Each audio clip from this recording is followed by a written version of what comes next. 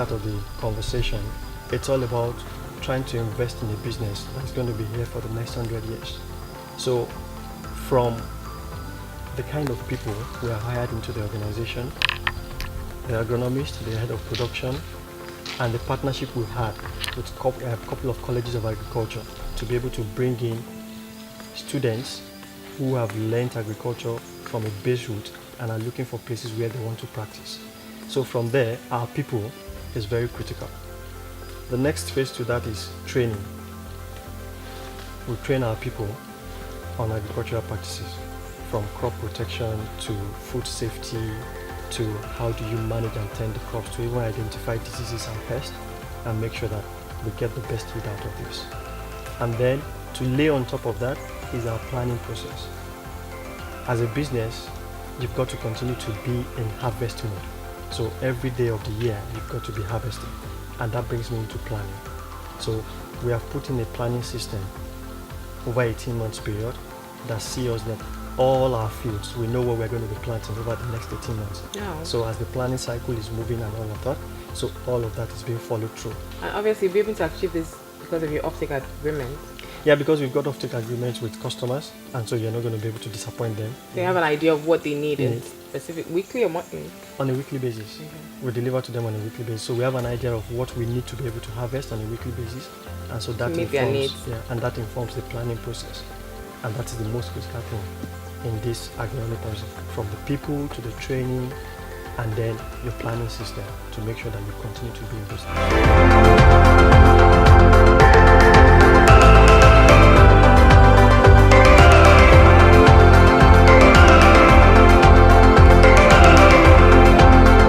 So in terms of human capital, if you brought employment, obviously you've brought employment to the Dobi community here in Gwagwalada.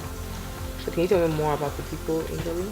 So 60% of the people that work in LATC Agro are from Dobi village in Gwagwalada, because that's our host community, and naturally we give preference to them.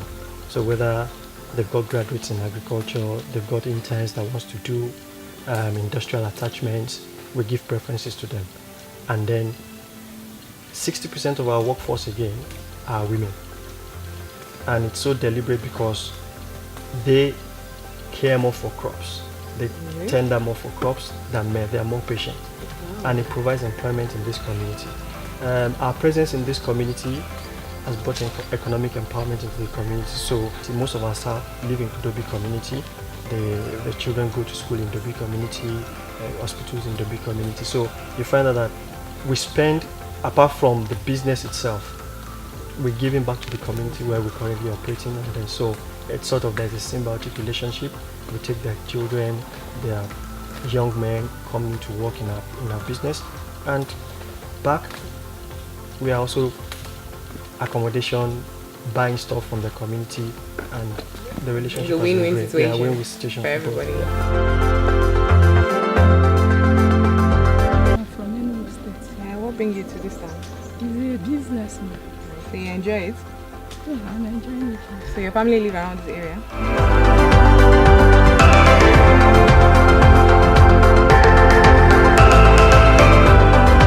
So let's move to the second phase. So the crops are ready, we've now harvested. The next phase is the pack house. Pack house is where you sort, you grade, and you pack the produce into the sizes our customers want. And basically what happens is, when you're sorting, it's a different process entirely, and different sets of people do that. And you grade your produce into grade A, B, C, and D. And then there are some that will be rejects, which customers will not take from you, and we have to reject them. Our rejects are thrown into the compost most times, and our compost, they come back into the soil, which you then, so it's like a cycle. So you recycle them basically. Now, when you're done in the pack house, we've got a cooling room, which is basically a 20 tons cold room, where you cool down the produce before it goes to customer. And then our transportation to our customers are also done in the cold room, via our cold van, cooling van, more or less. So from the moment you harvest your produce, degradation starts to happen. So the quality of the produce starts to drop. So you've got to keep it in a particular temperature till it gets to the shelf of the high-end premium customers. And that's how the chain works. So all of this we've invested in one way or the other to make sure that we satisfy our customers.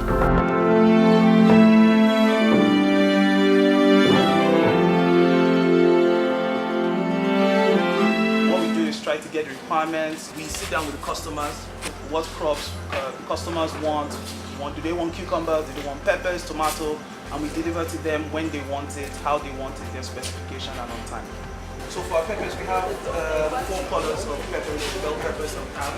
We have the red, we have the yellow, we have the chocolate, and we have the brown. You have the chocolate? Yeah, we have the chocolate. So is the chocolate like in between like red and yes. green? Yes, so you will see, let me show you this one. So this okay, is kind of like an in-between color. So you have it this color? So yes, so what we actually like to do is to allow it to completely change color. So we will not be selling these ones. We'll actually keep them. First, I think they're loading right now. That's going to ShopRite. So we have ShopRite taking tomatoes, we have them taking peppers. They tell us the volumes that they expect, and we sit down and talk about the volumes that we plan to deliver, and then we meet somewhere in the middle. So usually they'll give us a 12-month plan, and then during the week we'll continue to communicate and so on. But we might have, it's agriculture, subject to weather and different variables. These are team loading. We have both the guys in logistics, we have the guys in grading and sorting. Different customers will have different specifications. Like, they will say the butternut should not be more than 900 grams, and they will want 8 kg in crate. So when it's bigger, then you have to go for another customer charge. So those are part of it. You're not applying house. So is this a cooling line?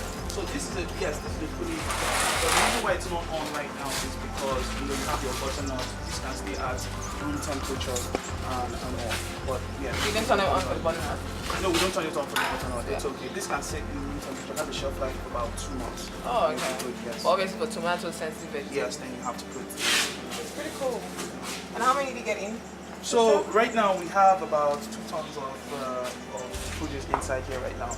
So we'll probably have to go a second time, or back a second time for it. So it's a whole day's job for everybody.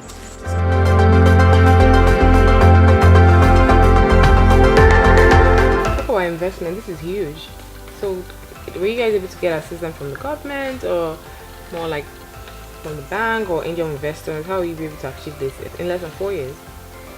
So, talking about investment, I think we've invested over $2 million in this project, and it's been from equity from shareholders, grants from agricultural organizations, support from different organizations that give grants, but majorly we funded this from our investors, our shareholders who have put equity into the business over the time. Yes, our capacity expansion program is going to see us go to government, see us go to Bank of Agriculture, Bank of Industry, see us go to the banks to go and have conversations. But at the moment, it's all about equity investors that have put all of this together. It's not a bad situation like we're doing recording in every other part of the country. Yeah, headsmen come around and then stroll around, but we're fortunate. 100 hectares of the farm is fenced round, and we're operating within that. So that puts a barrier between cows, heads being able to enter into the farm. At least there's that barrier. But of course, you see cows coming in, you see heads coming around, and but we've got relationship with the community because they are within the community, and because we have that relationship, we're able to talk to the head of the community and have conversations. So that helps to stem them from coming into our farm or forcefully killing them. Do you believe that's a peacekeeping strategy other communities should replicate? I think so. So just have a relationship with them, have relationship with the heads of the community and the people. They're in clusters, and you know these clusters, as long as there are a relationship within them and they know the economic importance of what you have put in their community, it then helps the conversation to make sure that your crops are protected, your investments are protected. And I think that's the strategy we have employed over time. So in 5 years' time, should I look forward to seeing LATC Agro shops? In 5 years' time, what the plan is to double our infrastructure on this farm to be able to cater for our current high-end retail markets, and then that will be a phase 2 of our investment profile and what we want to do in the future. But right now, we're gearing towards ourselves to say, let's even satisfy the high-end profile customers we have today to make sure that we do not disappoint them and they are happy customers. Then our phase 2 will be the original vision, which is we now know how to grow the crops, we understand the science, we understand the quality, we're doing a fantastic job, and let's move into the retail end of it. So it's going to be like a phase 2 of our growth profile. But for now, yeah. You've been able to achieve this in 4 years, and I'll call this successful. Is there any policies that will enable LATC to scale up their business and for investors looking to come into the business? I think looking at the government policy and the focus on agriculture over the last 4 or 5 years, the enabling environment has been created from availability to access to funds, to access to inputs, and even the government employees listening to you, wanting to support the business. I'll give an example. So we're trying to build a dam in here, and then the Federal Ministry of Water Resources has been here, giving us helping out, and then trying to help us with the designs. Those are kind of the policies that are in place, and it's costing us nothing to do it. They're just doing it because, oh, you're into agriculture, we're going to support you. And it's the same thing when you talk about water, when you talk about electricity, and you're trying to bring infrastructure. Because you're in agriculture, a lot of the government agencies are listening, and they understand the economic impact it is bringing to the community where we're operating. So they're very, very receptive. So those things are there, and I think anyone who is going to invest in agriculture should be thinking beyond, oh, I'm in agriculture because I want to just make money or I want to make some profit. You should be looking at it from the perspective of corporate social responsibility, and then bringing employment into particular community. When you're doing that, then the enablers from government starts to flow in, and then the support you're getting will increase. So what advice do you give people that want to get into the sector? They're thinking investing, okay, I have extra money, side business, I want to do a greenhouse. It's a good business to get into, but it's a business that has a lot of years of incubation. So it's not something you do today and then you make money tomorrow. It's got its pains, it's got its blessings.